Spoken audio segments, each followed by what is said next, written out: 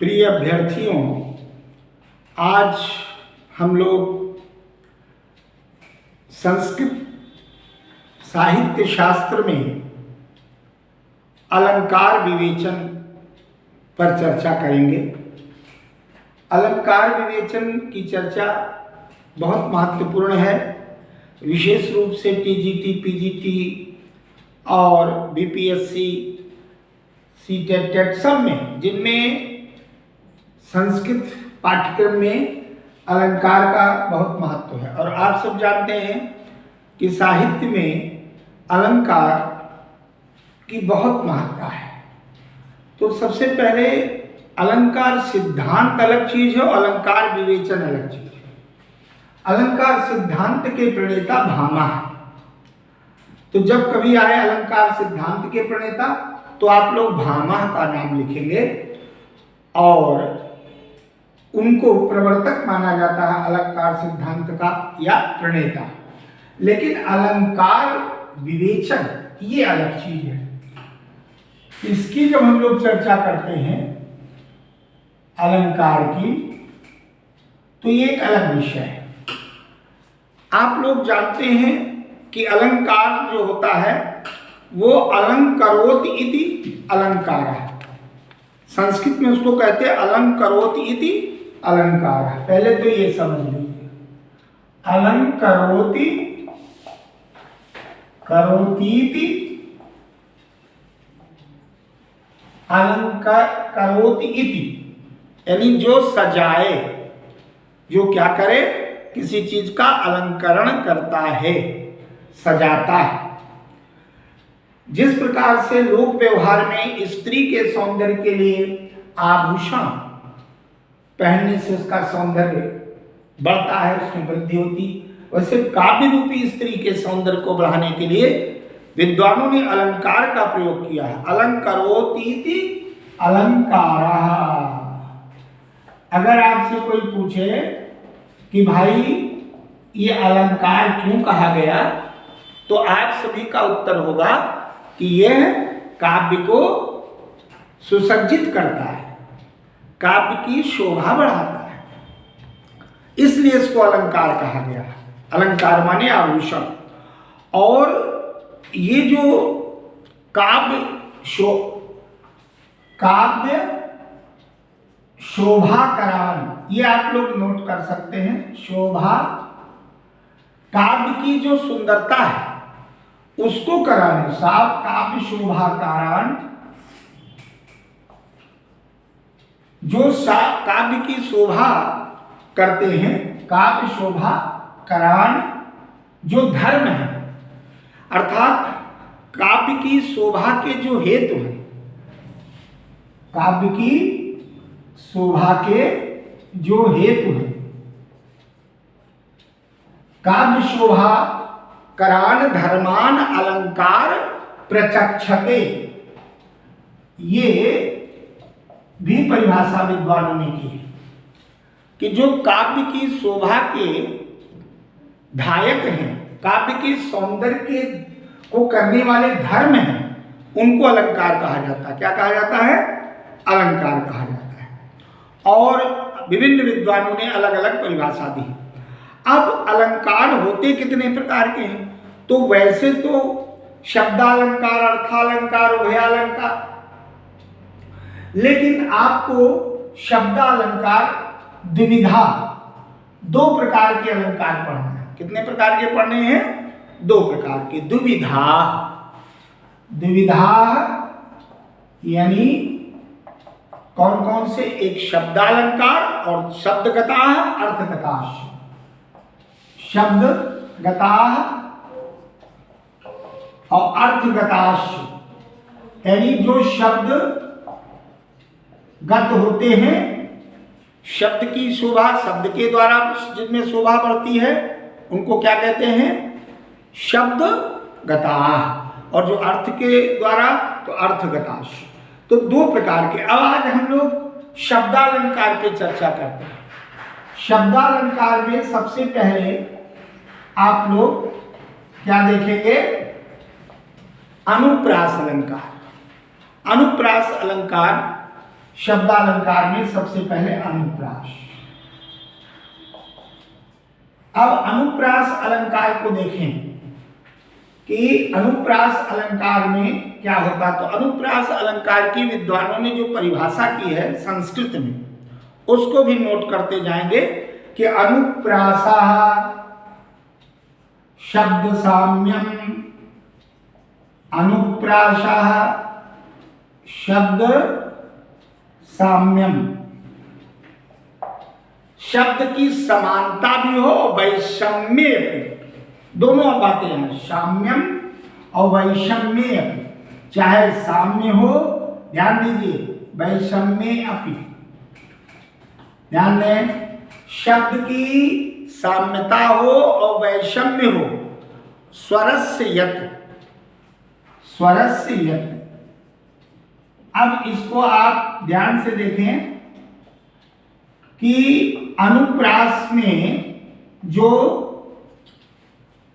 परिभाषा है उसको कहा कि अनुप्रासः शब्द साम्यम वैषम्ये अपि स्वरस्य। भाव क्या हुआ, अर्थात स्वरों की विषमता अर्थात असमानता हो, या जो शब्द साम्य रखते हो, अर्थात समानता असमानता दोनों में, मतलब इसका उपयोग होता है। ध्यान दीजिए कि जब वैषम्य होता है तो स्वर की असमानता होती है, और जब साम्य होता है, समानता होती है, तो व्यंजन के लिए समानता और स्वर के लिए असमानता। तो इसको हिंदी में क्या कहेंगे, अनुप्रासा शब्द साम्यम वैषम्ये अपि स्वरस्य, अर्थात स्वरों की विषमता। भाव यह है कि असमानता रहने पर भी जो शब्द साम्य अर्थात व्यंजन मात्र की समानता की सदृशता बताता है, यानी कि स्वरों की विषमता हो, विषमता होने के बावजूद भी, विषमता होने पर भी वैषम्य अपि, एक एक शब्द पे ध्यान दीजिए, स्वरों की विषमता होने पर भी जो शब्द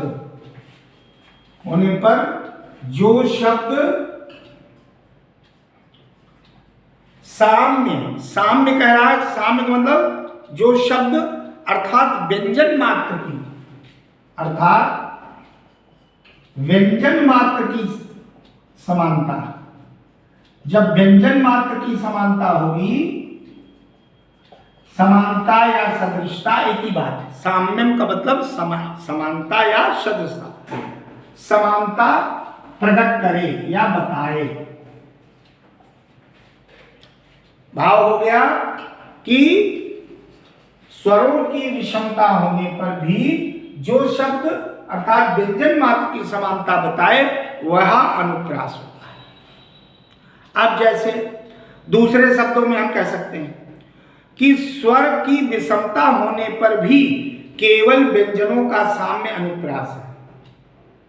पुनः दोहराते हैं, ध्यान से सुनिए और नोट करिए, स्वर अलग अलग हो, स्वरों की असमानता हो कितनी भी, स्वरों की असमानता होने पर भी जो व्यंजन है व्यंजन का साम्य हो, बस अनुप्रास में व्यंजनों का साम्य होता है। और संस्कृत में आपको अलग अलग पढ़ने की जरूरत नहीं, केवल एक अनुप्रास का, हिंदी की तरह छे का अनुप्रास, लाटा अनुप्रास, प्रत्यार सुत्या, उतना नहीं, इतना पहले बेसिक समझ लो। अब इसका उदाहरण हम जब समझाएंगे तब आप लोग देखेंगे। तो ये समझ लें कि, और ये हमारे वीडियो से आप लोग देख लेंगे। आगे हम बढ़ते हैं कि इसका उदाहरण कैसे। अब कम शब्दों में, संक्षेप में, व्यंजनों की पुनरावृत्ति होने पर, व्यंजन की पुनरावृत्ति होने पर अनुप्रास होता है, व्यंजन की पुनरावृत्ति होने पर। अब चूंकि पूरा संस्कृत में व्याख्या परिभाषा के साथ आपको प्रतिपादित करनी, इसलिए मैंने इतना समझाया। एक बार फिर सोच लें, अलंकरो द्वितीय अलंकारः, जो काव्य रूपी स्त्री का अलंकरण करे वो अलंकार हैं। फिर काव्य, फिर क्या कहा, काव्य शोभाकरान धर्मान अलंकार, अलंकार प्रचक्षते, काव्य की सुंदरता को बढ़ाने वाले जो धर्म हैं वो अलंकार कहलाते हैं। आभूषण उसका शाब्दिक अर्थ होता है। जैसे समाज में स्त्री आभूषण पहन के सुंदर लगती है, वैसे काव्य रूपी स्त्री को कभी अलग अलग अलंकारों से सजाते हैं और उसका वो करते हैं, शोभा बढ़ाते हैं। अब जरा उदाहरण देखिए, उदाहरण आप लोग नोट कर लीजिएगा, वीडियो सुनते सुनते उसका उदाहरण नोट कर लीजिएगा। अब जैसे लता कुंजम, उदाहरण है लता कुंजम,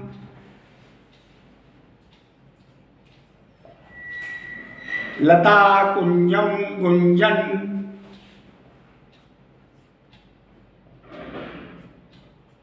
लता कुंजम गुंजन, मदवदली कुंजम, मदवदली कुंजम,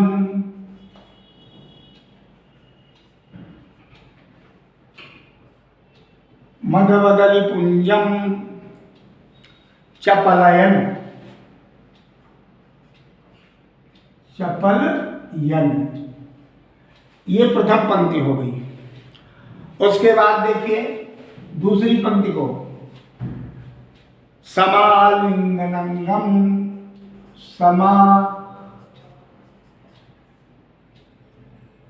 लिंग नंगम,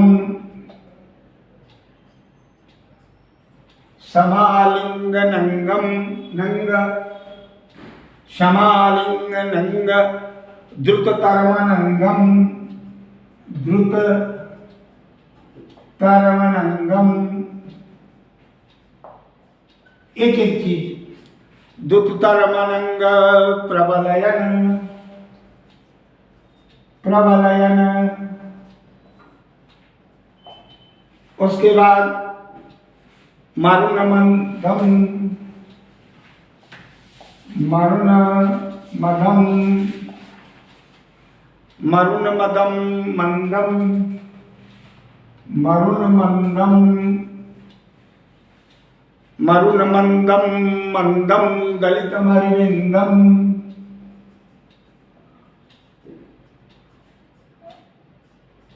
दलितमरविंदम,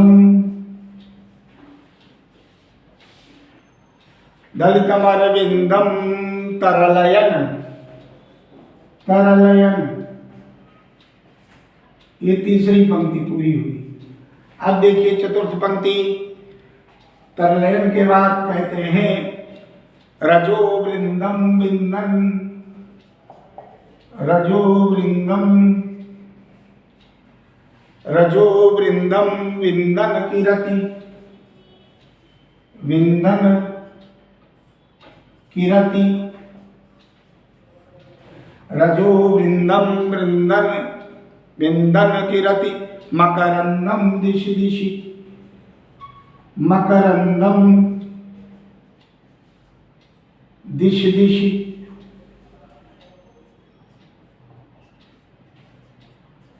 अब आप लोग ध्यान से समझिए। प्रस्तुत उदाहरण में आप देखिए, ये श्रृंगार रस का उदाहरण है। इसमें क्या वर्णन है? बसंतकालीन पवन का वर्णन है। बसंत ऋतु में जो हवा चलती है, शीतल मंद सुगंधित वायु, कवि ने उसका इसका सुंदर वर्णन किया है और अनुप्रास अलंकार का प्रयोग किया है। प्रस्तुत श्लोक में देखें, प्रथम पाद में देखें तो ये मिल रहा, इसको मैंने अंडरलाइन कर दिया। अब देखें सभी लोग, ब्लैक व्हाइट बोर्ड पे देखें, इसमें जो या और जा है, और उसके बाद आप देखिए यहां भी वही है और यहां भी वही है। साम्यता देखते रहिए। और दूसरे वाले में देखिए, द्वितीय पाद में ये साम्यता, ये साम्यता, जहां जहां हम रेखांकित कर रहे हैं, अंडरलाइन कर रहे हैं। और जरा तृतीय पाद में देखिए, तीन जगह साम्यता। अब जरा चतुर्थ पाद में देखिए फलस्वरूप, हाँ वही इसमें भी दिख रही है, ये देखिए। अब आप जरा देखिए इसमें कुंजम, इसमें गुंजन, गुंज, पुंज, और मंद का नुंगा, नावदा, ये आधा, मतलब जो ध्वनि निकल रही है वो व्यंजन प्रधान है। तो यहां पर किन किन व्यंजनों की पुनरावृत्ति, इसमें जा, जा, गा, गा, दा, दा, और उसी के साथ संयुक्त व्यंजनों की यहां पर पुनरावृत्ति हो रही है। अतः यहां अनुप्रास अलंकार है। ठीक है, इस प्रकार से यहां पर अनुप्रास अलंकार है। अब आप एक उदाहरण यमक अलंकार को पहले समझ लीजिए, और यमक अलंकार को ये आप लोग, मैंने लिख दिया इसीलिए कि आप वीडियो से इसको नोट कर लें। अब जरा देखिए, मैं यमक अलंकार को लिखता हूं। यमक का शाब्दिक अर्थ क्या होता है? जुड़वा। यमक का शाब्दिक अर्थ होता है जुड़वा। अब देखिए यमक अलंकार का पहले तो लक्षण देखिए। लक्षण है यमक अलंकार का कि सत्यर्थ पृथगर्थाया, सत्यर्थ पृथगर्थाया,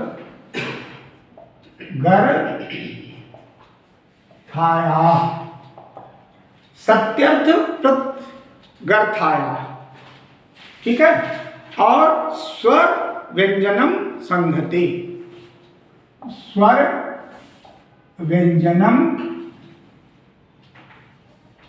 संघते, ये लक्षण नोट कर लीजिए।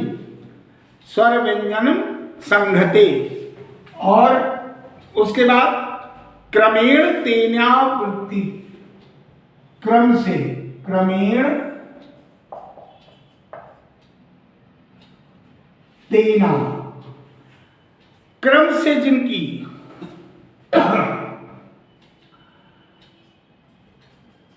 वृत्तिर, जहां पर उनकी तेनेवा, तेनेवा, तेन एव वृत्तिर, ऐसे लिखे, वृत्तिर यमकम, तेन एव वृत्तिर एव, यानी आवृत्ति यमकम विनिगद्यते। अब इसको आप इसकी व्याख्या समझ लें। ये लक्षण विद्वानों का, इसका अर्थ क्या हुआ? पृथक अर्थ वाले, यानी भिन्न भिन्न अर्थ वाले, जो भिन्न भिन्न अर्थ वाले हैं, शब्दों की आवृत्ति जो है क्रम से हो, भिन्न भिन्न अर्थ वाले शब्दों की आवृत्ति क्रम से हो, एक ही क्रम से हो, तो वहां यमक अलंकार होता है। अब यमक में शब्दों की आवृत्ति एक से अनेक बार होती है। यमक में शब्दों की आवृत्ति एक से अनेक बार, परंतु अर्थ में भिन्नता होती है। ये आप हिंदी में पढ़ो तो इस लक्षण में ये ध्यातव्य है कि स्वर एवं व्यंजनों का समूह, क्यों कहता है स्वर व्यंजन संघते, स्वर और व्यंजनों का समूह कैसा हो? सार्थक हो, एक सार्थक शब्द हो। निरर्थक वर्ण समुदाय भी हो सकता है, तो उसने कहा नहीं, सार्थक हो। इस स्वर व्यंजन के समूह की यदि पुनरावृत्ति होगी तो दोनों स्थितियों में यमक अलंकार होगा। भाव क्या हुआ? कि शब्द की आवृत्ति हो परंतु अर्थ भिन्न भिन्न हो। जैसे ये पिछली बार पूछा भी गया उदाहरण है, नव पलाश, पलाश, नव पलाश, पलाश वनम, सुंदर उदाहरण, नव पलाश, पलाश वनम पुनः, स्फुट, नव पलाश, पलाश वनम पुनः स्फुट, पराग, परागत, पराग, परागत, ध्यान से देखिए, पराग परागत पंकजम, इधर देख लीजिए नीचे आ जाएगा पंकजम। और द्वितीय पंक्ति में देखें, नव, पहली पंक्ति है कि नव पलास पलास वनम पुनः स्फुट पराग परागत पंकजम मृदु लतांत मृदुलतांत मृदुलतांत मृदुलतांत लतांतमलोकयत् लतांतमलोकयत् लोकयत् लोकयत् ससुरभिम सुरभिम ससुरभिम। अब देखिए क्रम से, सुरभिम सुरभिम,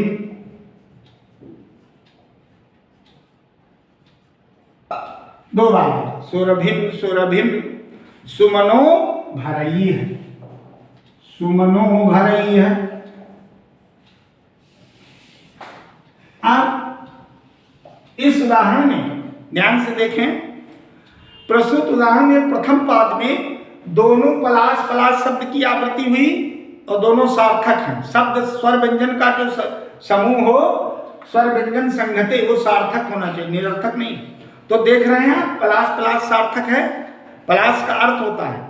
और पराग पराग रिपीट हो रहा, लतांत लतांत रिपीट हो रहा है।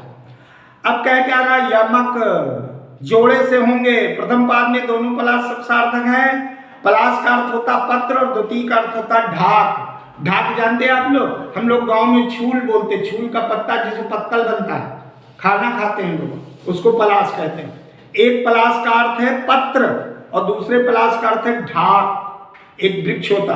और द्वितीय चरण में पराग शब्द देखिए।